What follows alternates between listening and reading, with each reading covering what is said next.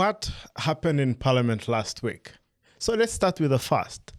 Honorable Jonathan Odor did ask a very important question after the leader of opposition laid their report on the Inspire Africa coffee factory in Dungamo. He said, why is it that the reports of the leader of opposition are not sent to committees and they are not being considered by ministers? What did that bring about? The Speaker of Parliament directed that the leader of opposition retables every report that he has been doing. So the leader of opposition on the next day retables all reports, the report on Day Biopharma Limited, the report on Atiak Sugar Factory, the report on sugar cane prices going up. So the idea is that they retable all reports. On top of that, the leader of opposition had a few things to say about his visit to Ntungamo. He says first that there is no memorandum of understanding that was given to them as an oversight between Inspire Africa Coffee and the government. Two, he asks, why is it that governments chose to invest in a coffee factory in Ntungamo? Yet, the largest coffee growing areas are in Bugisu and Buganda. Three, he asks, how was the investor selected? Was it some stroke of luck? Did they pray to some prophet or God? Or what is the official process that the government uses to give out money? And all these can be found in the report which is on the Parliament Watch website. Just go to statements and you see that very, very report.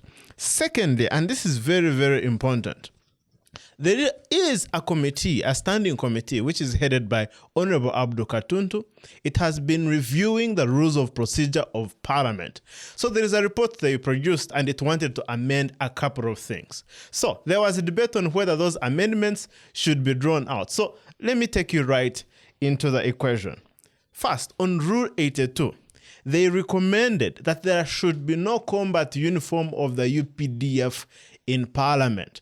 The only thing should be their official wear.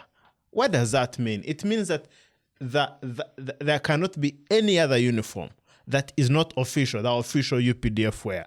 Honorable Aisha Kabanda says no. Army uniform does not have any place in civilian spaces like Parliament, she says. People are intimidated when they see an army uniform. They cannot hold those people to account. I don't know what you think. You tell us what you think. She further requests that the hijab, the one for Muslims, should be embedded as an official dress code for women in Parliament because it wasn't there. She further asks that the kanzu, the one for Baganda, and the coat should be allowed as official wear. Now, there's a very hot debate which emerged still on that rule. One MP asked, why is it that you don't want us to put on African wear? They're putting on this normal chitenje. Eh? Why? And that debate was very hot. Some people were saying you could as well come with a backcloth or some traditional wear. So they're asking ourselves, this being an African parliament, shouldn't we allow African wear? So many people were saying, okay, African wear is too broad. It cannot be defined by the rules of procedure.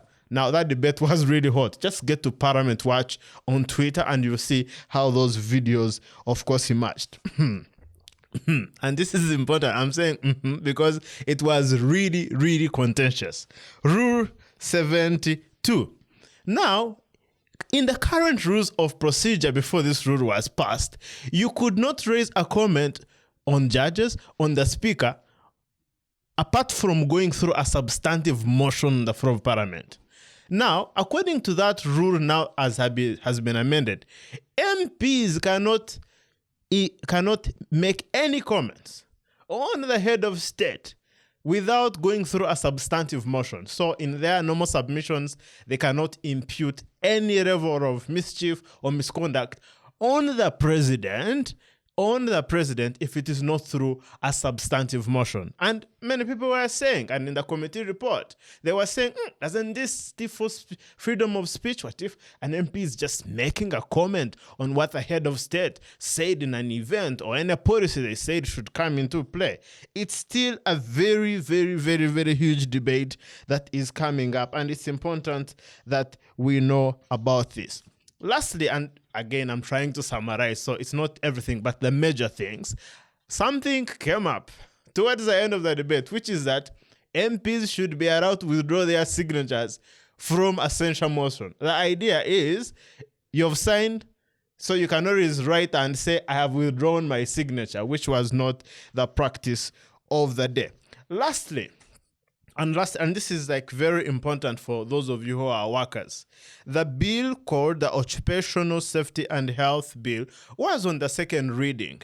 What this means is that there were a number of amendments that were recommended by the committee on the bill, which had been raised in early January, and it took about 1 month and 3 days in the committee, and it gave a number of regulations. And I just advise you to ensure that you get to the committee, you get to the committee's report, which is on the Parliament Watch website. Just ensure that you just have Parliament Watch website bookmarked on your computer, because it has everything. So tell us, what do you think? Do you think last week was good? And we shall come back with more about what happened in Parliament in this coming week.